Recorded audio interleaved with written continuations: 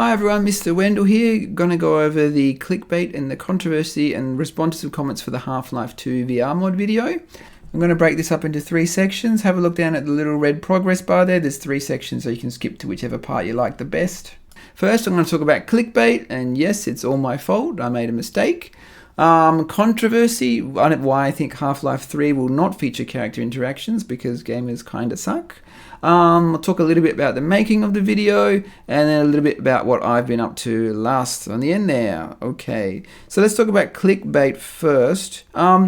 Yes, the title is clickbait. To make it not clickbait, I would have had to mention the fact that it's about the VR mod, but I didn't want to spoil the moment. The moment when I spend the first part of the video talking about how Gordon lacks character, and then I wanted to show you with this scene how VR adds character in, and I wanted people to have that in their heads and think, wow, when they saw it.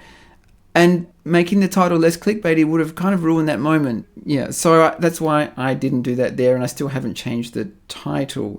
The thumbnails, I apologize for. The thumbnails were bad, and the thumbnails were misleading and clickbaity. I'm kind of lazy when it comes to thumbnails. I just went through the video and I selected 3 screenshots that had people close up in them and they looked kind of nice, and I put some text on it and I slapped it up there. YouTube has a thumbnail tester thing now where you can upload 3. The one I would have gone with if I just went with one was the Gordon one, which actually performed the worst in the thumbnail test. The Alex one, which was the most bad and it was the worst and it was the most clickbaity, performed the best, but I took that down. I finally thought I better do it right. This was a couple of days after the video went live, and so I spent about 2 hours in Gmod, Gary's mod, and in GIMP, the picture editing tool, to make this thumbnail, which I'm more proud of and represents the content of the video more, so I'm happy with that. Yeah, so I'm sorry about the clickbait. I'll do better next time. It had a lot more impressions. YouTube just showed the video to more people. I think that's because Half-Life has a lot of buzz around it right now, but there's no actual new content out. So there's a lack of video, there's a high interest and a lack of videos, so supply and demand. I think that's the only reason why this video did so well. But because it did so well, it attracted a lot of people who are not regular viewers of my channel, and there was a little bit of controversy there, so let's talk about that now. Okay, so there's a lot of dirty jokes about Alex and VR and Gordon and VR, and I actually think that that's one of the reasons why Valve is not going to have this kind of character interaction be part of Half-Life 3, whether it's flat screen or VR. I didn't want the video to turn into a meme about fondling Half-Life characters. Unfortunately, it did. And I don't think Valve wants Half-Life 3 to turn into a meme about fondling characters either. At least one person got it. Where is it here? Kanano Second said that the video was kind of wholesome and you can feel the passion. I'm happy if a lot of the silent majority took that away too. I don't know though, but that's kind of what I was going for. When I saw Paul Ryder's playthrough and I saw him just be so wholesome and very, very dad-like to Alex, I actually thought myself, oh, I want to play the character more that way myself. So it was an inspiration for me acting as Gordon. I did see some Let's Plays though that were less than friendly towards Alex. I actually watched 8 Let's Plays to do research for this video, and in 2 out of 8 of them there were hugs, like nice dad-like, very friendly hugs when Alex needed them. In 5 out of the 8 there were just friendly waves and touches on the shoulder. That's actually how I played the first time. And one of them though was very, very handsy and yeah, kind of gross. I originally had a segment in the script where I addressed this kind of behavior, but then I thought ultimately it's better just to focus on the positives, which were the majority of players that I saw anyway. So the other small controversies were people that disagreed with me, which is cool. A lot of people disagreed with me for 2 reasons. 1, they thought you can express yourself with a keyboard and a mouse, and 2, the other side of the argument said that even though you can react with do things with your hands, the characters can't react to you. Both of these things are true, but for point 1, I would say, well, yeah, but you can do more things in VR. And for point 2, I'd say, yeah, the game doesn't recognize it, but you can do more things in VR. But yeah, I get it that the people who disagree the most are the ones that are going to run to the comments.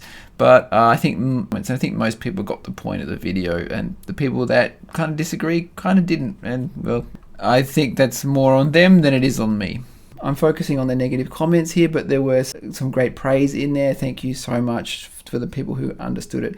This video was actually quite disliked. I got 92% of people liked it though, so I think the silent majority there agrees with these kinds of comments. Now I kind of want to talk about why I make videos in the first place and kind of why I'm back. So I mentioned in the last segment that when I put my hand on Alex's on the glass window here, that was something I wanted to do 20 years ago, and now I could finally do it, and I felt motivated. I wanted to share that moment with other people, and when there's a really powerful moment in a game, that's when I feel like the need to make a video.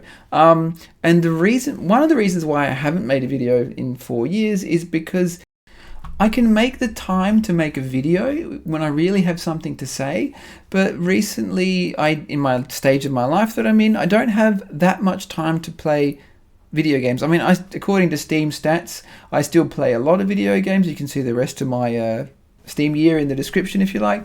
But I still play a lot of games, but less than I used to, and I haven't had those powerful moments come through recently. That said, I do have a couple of ideas simmering, but whether or not they make it to fruition, I can't promise anything, but we'll see how we go. I have made videos in the past when I didn't have any really strong ideas. I just thought, I really like this game and I want to make a video about it. And even in cases where I maybe didn't really know a lot on the game, I wasn't an expert, and I just kind of research stuff and put that into the videos. And I think some of those videos are really good videos. For example, the NetHack video was very much like that. I ripped words straight out of my brother's blog in the script. Shout out to bro, have a look at the description. I also got Brett to do the art for that video. Shout out to Brett, have a look in the description. And as a result, it was a really good video, my most popular video to date, and probably the best objectively, but it also feels like the least Mr. Wendal video to me. It feels like the least that I really wanted to express something to people. I do want people to play NetHack because it's a really good game, but it felt less personal and more objectively researched and not my own work. That was when I was trying to be more successful on YouTube, I guess, and now I just really want to express my own ideas. So there'll be less videos, but I'll still want to share them with you. Okay, so what games have I been playing and what do I recommend? And I'm starting with Super Woden GP2. Really kind of unknown game, didn't sell well, but as an isometric racer, it is so much fun and easy to pick up and play in short bursts. I played a lot of Project Zomboid, another isometric game. It's really, you'll either bounce off Zomboid completely or get totally hooked on it. Not for Broadcast is probably my favorite full motion video game ever. It even beats out Her Story, I think. I played a lot of Elite Dangerous. If you like space, Elite Dangerous is the game for you. And it works great in VR. Well, not great. It works good in VR. Just be aware that keybinds, there's a lot of keybinds, but what you can do is, if you get voice attack, is bind some of them to your voice, which is the coolest thing ever. When you say landing gear and then the computer goes landing gear deployed, it's so awesome. Now let's move on to VR games, which is mostly a lot of what I play these days because I work a lot on a screen now. I never used to, but now work is computer a lot of the time. So when I get home, I don't want to sit in front of the computer, but standing up and moving and putting a screen on my face, it feels different.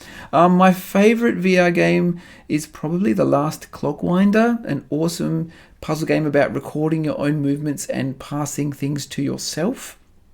Next was Into the Radius, a kind of looter shooter for single player. Into the Radius 2, I'm looking forward to playing that co-op. Saints and Sinners was one of the original VR games, and a lot of the earlier VR games have dated a bit worse, but Saints and Sinners 2 was great.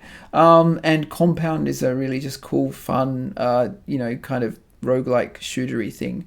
Those are the games that I played the most, or at least those are the games that I enjoyed the most in the last 4 years. It's not a long list, so maybe you understand why I haven't made so many videos lately. Anyways, thanks for watching this 11-minute video now about a 6-minute video. Anyways, thanks a lot. See you later.